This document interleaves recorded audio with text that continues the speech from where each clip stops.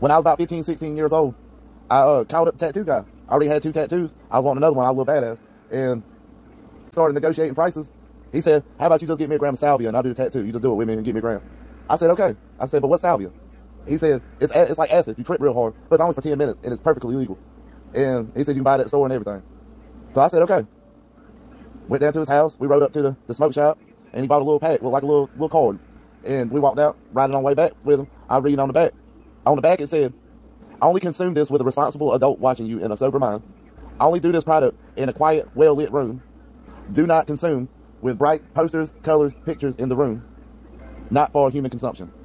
So I'm looking at the card like, what the hell, man? Are you sure this all right? And he's like, yeah, man, it's only gonna last 5 minutes. 5 minutes, man. And so we went back to his house.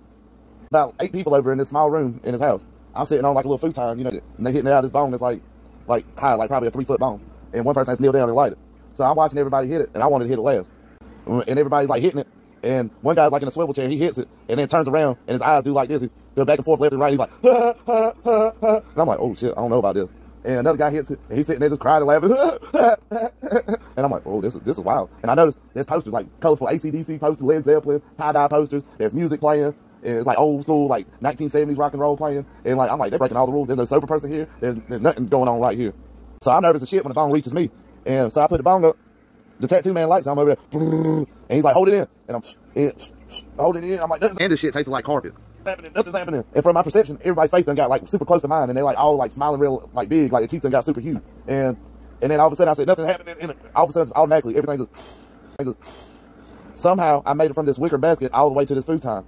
And like everything in the world turned into a page of the book. Like the back of the couch, the bottom of the couch, my upper part, my lower part of my body, the floor, the wall, everything was a page of a book. And then all of a sudden, all these pages started closing and twisting up. And then it started spinning around. And I'm a fucking whatever. And then I'm just in nothingness in space. And I done forgot to live for a minute. And all of a sudden, everything started getting twisted up. And I'm being made into a wicker basket on assembly line. And I see a man dressed in all white with gloves on pick me up and look at me and sitting back down on the line. And then all of a sudden, everything goes in reverse. And then the guy's like backward picking me up, sits me back down. I go back in the machine, getting sucked up. And as soon as like all of me except for my one leg gets up out of it, I jump straight up.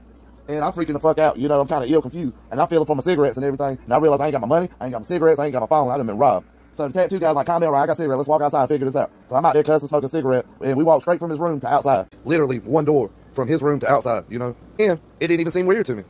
And then when I got done with cigarettes, I'm walking in, I realized there's a fucking kitchen. There's a hall. There's a living room before we get to his room. And I'm like, what the fuck? That's kind of weird. And then I get in there and he's like, look in your pockets. And I look in my pockets. There's my money. There's my phone. There's my cigarette. I'm like, I'm sorry, guys. And what they said what I was doing was feeling on the outside of my pockets. But I tell you what, that's some strong stuff. When I got drunk later on, I forgot. I got this dragon tattoo right here.